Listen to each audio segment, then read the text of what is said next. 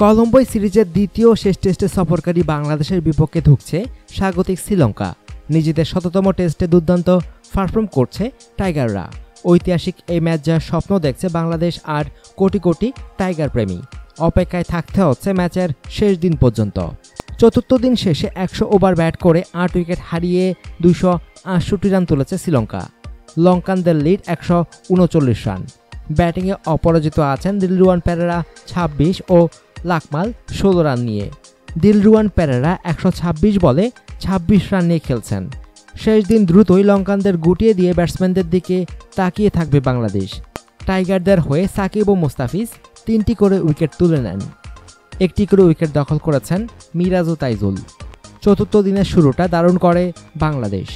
ইনিংসের প্রথম বলেই ওপেনার উপল থারাঙ্গাকে বোল্ড করে প্যাভিলিয়নে ফেরত পাঠান মেহেদী হাসান মিরাজ। ২৬ রান করেন থারাঙ্গা।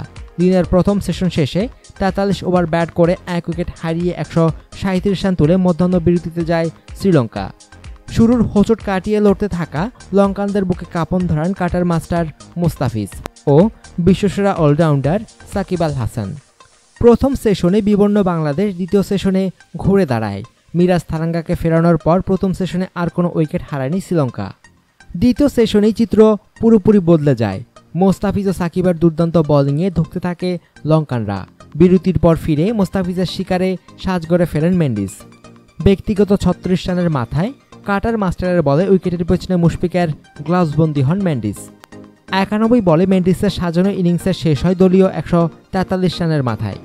মেন্ডিস কর্ণরত্নে জুটিতে আরও ৮৬ রান যোগ করে লঙ্কানরা। এরপর লঙ্কান শিবিরে আবারও আঘাত আনেন মোস্তাফিজ। মুশফিকের হাতে জমা পড়ে চান্দিমালের উইকেট। ফেরার আগে চান্দিমাল করেন মাত্র ৫ রান। দলীয় ১৬৫ রানের মাথায় তৃতীয় উইকেট হারায় লঙ্কানরা। দলীয় ১৭৬ রানের মাথায় উইকেট শিকারে যোগ দেন সাকিব। ফিরিয়ে দেন গুণরত্নেকে। মাত্র ৭ রান করে এলবিডব্লিউর ফাঁদে পড়েন তিনি। চতুর্থ উইকেট হারায় লঙ্কানরা। এরপর আবারও আক্রমণে এসে নিজের তৃতীয় ও দলের হয়ে পঞ্চম উইকেট তুলে নেন মুস্তাফিজ। মুশফিকের গ্লাভসবন্দি করে ফিরিয়ে দেন ডিসিলভাকে। দলীয় ১৭৭ রানের মাথায় টপ অর্ডারের ৫ উইকেট হারায় শ্রীলঙ্কা। ষষ্ঠ উইকেটের পতন ঘটিয়ে সাকিব ফেরান উইকেটকিপার নিরোশান ডিকভিলাকে। মুশফিকের গ্লাভসবন্দি হওয়ার আগে তিনি করেন ৫ রান। দলীয় ১৯০ রানের মাথায় ৬ ব্যাটসম্যান সাজ গড়ে ফেরেন। চা বিরতির আগে ৬৯ ওভার শেষে ৬ উইকেট হারিয়ে ১৯৯ রান তোলে শ্রীলঙ্কা।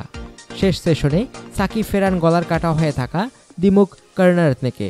সৌম্যের হাতে ধরা পড়ার আগে কর্ণরত্নে ২৪৪ বলে ১০টি চারের সাহায্যে ও একটি ছক্কার সাহায্যে ১২৬ রান করেন।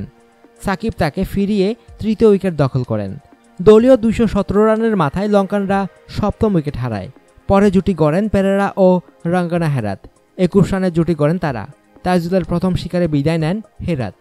আগের ৬ ওভারের স্পেলে নিজেকে মেলে ধরতে পারেননি তাইজুল। দীর্ঘ বিরতির পর নিজের প্রথম ওভারেই উইকেট তুলে নিয়ে অধিনায়কের আস্থার প্রতিদান দেন। ব্যক্তিগত ৯ রানে তাইজুলের বলে এলবিডব্লিউর ফাঁদে পড়েন হেরাত। এর আগে তৃতীয় দিন শেষে লঙ্কানরা নিজেদের দ্বিতীয় ইনিংসে ১৩ ওভার ব্যাটিং করে কোনো উইকেট না হারিয়ে ৫৪ রান করেছিল।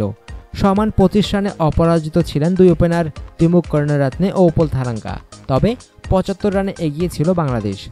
রঙ্গনা হেরাতরা নিজেদের প্রথম ইনিংসে সবকটি উইকেট হারিয়ে ৩৩৮ রান করেছিল। দলের হয়ে সর্বোচ্চ ১৩৮ রান করেন দিনেশ চান্দিমাল। তবে অন্য কোনো ব্যাটসম্যানই হাফ সেঞ্চুরির দেখা পাননি। মেহেদী হাসান মিরাজ দেন ৩টি উইকেট। এছাড়া ২টি করে নেন মুস্তাফিজুর রহমান, সুভাশিস রায় ও সাকিব আল হাসান। শ্রীলঙ্কার প্রথম ইনিংসের জবাবে সফরকারী বাংলাদেশ সাকিব আল হাসানের সেঞ্চুরিতে ৪৬৭ রানের বিশাল স্কোর গড়ে, যেখানে ১২৯ রানের লিড পায় বাংলাদেশ। ২০১২ সালে ওয়েস্ট ইন্ডিজের বিপক্ষে মিরপুর টেস্টের প্রথম ইনিংসের পর এই প্রথম এক ইনিংসে বাংলাদেশের ৭ ব্যাটসম্যান ৩০ রানের বেশি করেন। হাফ সেঞ্চুরির দেখা পান সৌম্য সরকার, মুশফিক ও মোসাদ্দেক হোসেন। লঙ্কান বোলারদের মধ্যে ৪ উইকেট করে দখল করেন হেরাত ও লাকসান সান্দাকান। আর বাকি ২টি উইকেট যায় সুরঙ্গা লাকমালের ঝুলিতে। অনুগ্রহপূর্বক সংবাদটি শেয়ার করুন এবং খেলাধুলার সর্বশেষ খবর জানতে স্পোর্টস লাইট সাবস্ক্রাইব করে রাখুন। ধন্যবাদ।